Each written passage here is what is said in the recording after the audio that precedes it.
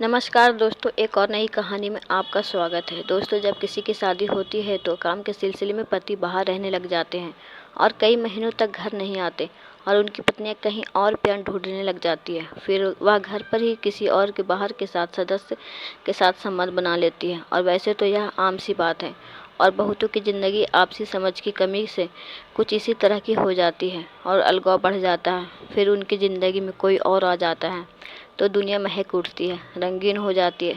तो यह ऐसी ही कहानी बहू और ससुर की है, जिन्होंने अपनी हवस मिटाने के लिए एक दूसरे के साथ शारीरिक संबंध बना लिए। दोस्तों, धीरज नाम का आदमी, जिसकी उम्र लगभग 65 साल हो जाती है, अपना एक छोटा सा बिजनेस चलाता था।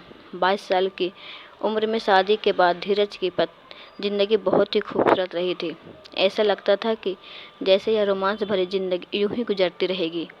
उसकी पत्नी उजाला बहुत ही खूबसूरत औरत थी। फिर कुछ समय बाद धीरज एक लड़के का बाप बना। उसके लगभग 2 साल बीत जाने के बाद उजाला ने कॉलेज ज्वाइन करने की सोच ली और उसने कॉलेज में अपनी एडमिशन करवा लिया और आकर बच्चे में खो जाती।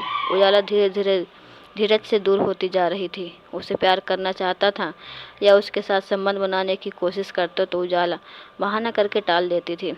एक बार तो धीरज वासना में आकर उजाला को खींचकर बाहों में भर लेता है, लेकिन नतीजा गालियां और चिड़चिड़ापन। धीरज को कुछ भी समझ नहीं आ रहा था कि वह ऐसा क्यों कर रही है। छूना तक उजाला को बुरा लगने लगता है, संबंध बनाने की तो दूर की बात है। इस तरह सालों बीत गए। उसकी इच्छा के बिना धीरज उजाला को छूता भी नहीं था। उसके गुस्से से धीरज को डर लगने लगा था। दिन बीते गए और उसका लड़का भी 21 वर्ष का हो चुका था और उसने अपने लिए बहुत ही सुंदर सी लड़की भी चुन ली थी, जिसका नाम कमालिनी था। कुछ ही समय बाद उन दोनों की शादी हो जाती है और बीकॉम करने के बाद उसने धीरज के साथ बिजनेस में हाथ बटाना चालू कर दिया था। धीरज पत्नी के व्यवहार में दुखी होकर उसके लड़के और उन्हें अपना अलग घर ले लिया था। घर में अधिक अलगाव होने की वजह से धीरज अकेले कमरे में सोते थे। धीरज की ज़िंदगी में एकदम अकेलापन सा हो गया था। धीरज को प्यार चाहिए था, जो उसे उसकी पत्नी बिल्कुल भी नहीं दे रही थी। उजाला भी प्राइवेट स्कूल में नौकरी करने लगी थी।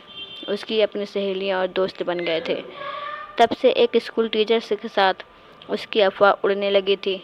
धीरज के बेटे की पत्नी कमालिनी दिन को अक्सर धीरज से बात करने को उसके पास आ जाती थी। धीरज का मन इन दिनों भटकने लगा था। धीरज की वासना अभी अपनी नई नवेली बहू को देखकर बढ़ती ही जा रही थी। बहू को पाने के लिए धीरज पागल सा रहने लगा था। उसकी बहू ही थी जो उसके सपनों में आती थी।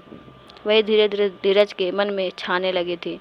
कमालिनी की खूबसूरती, गोरे चिट्टी चिकने गोरे गाल, गदराया हुआ बदन, जिसे देखकर धीरज को अपने ऊपर काबू कर पाना मुश्किल होता जा रहा था। कमालिनी को देखकर धीरज अपनी भावनाएं बढ़ने लगता है। इस बात को धीरज भूलने लगा था कि वह मेरे बहू है। कमालिनी को देखकर धीरज को लगता था कि काश यह मुझे मिल जाती और मैं उसके साथ अपनी रातें रंगीन करता। एक दिन धीरज ने तबीयत खराब का बहाना बनाकर कमालिनी को फ़ोन किया और बताया कि मेरी तबीयत ठीक नहीं है और मैं चाहता हूँ कि तुम मेरी देखभाल के लिए रात को मेरे पास आ जाओ और मेरा ख्याल रखो। तभी कमालिनी कहती है, ठीक है पापा, तुरंत को बोलकर रात को आ जाऊँगी। शाम होते ही कमालिनी अपने पापा नीरज के घर आ गई। साथ में अपना नाइट सूट भी ले आए। दोनों रात का खाना खाते हैं। खाना खाते वक्त धीरज कमालिनी को घूरते जा रहा था।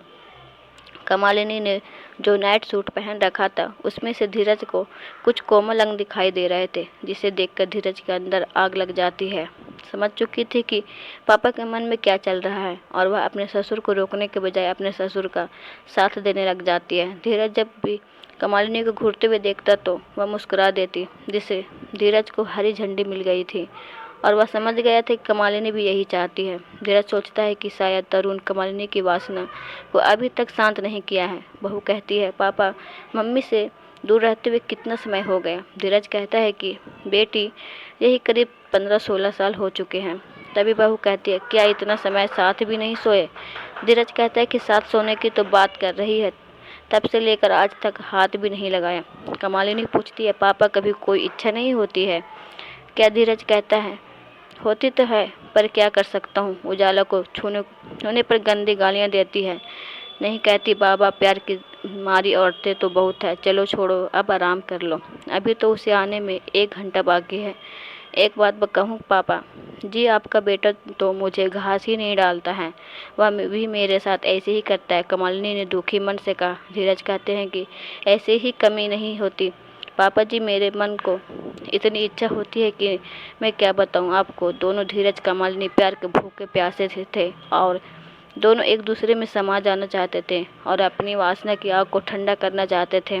तभी धीरज से कहता है कि देखो, तुम भी दुखी हो और मैं भी दुखी। धीरज कमलिनी के मन की बात को समझ लेता है कि उसे क्या चाहिए। कमलिनी की बड़ी बड़ी प्यारी आंखें धीरज को बोल रही थी। धीरज ने भी उसकी आंखों से अपनी आंखें मिला ली। कमलिनी बिना पलक झपकाए धीरज को प्यार से देखे जा रही थी, जैसे वह बरसों बाद मिले हों।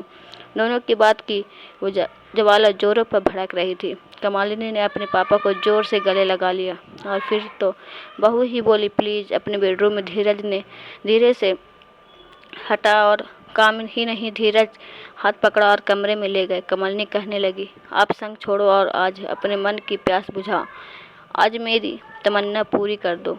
उसकी विनती धीरज को वासना में बहा ले जा रही थी। तभी धीरज कहता है, पर तुम मेरी बहू हो, बेटी समान हो ना। ना पापा ना, ऐसा क्यों सोच रहे हैं आप? अपने एक संपूर्ण औरत हो और आप मर्द हो। जो एक मर्द और औरत के बीच होता है।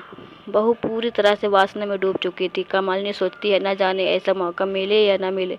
धीरज की बहू बेटी का रिश्ता भूल चुका था। कमलिनी और धीरज दोनों आपस में लिपट पड़े और बिस्तर पर कूद पड़े और एक दूसरे के साथ रात भर संबंध बनाते रहे। और ससुर के इस रिश्ते को धीरज और कमलिनी ने एक कलंक लगा दिया। धीरज को अपनी बहू के साथ ऐसा नहीं, बिल्कुल भी नहीं करना चाहिए था, क्योंकि बहू एक बेटी समान होती है। और दूसरी ओर कमलिनी ने भी ठीक नहीं किया और उसने भी अपने पति अरुण को धोखा दे दिया, ससुर के रिश्ते को बदनाम कर दिया। दोस्तों, ऐसे अपराध आजकल समाज में बढ़ते जा रहे हैं और सतर्क रहे। धन्यवाद।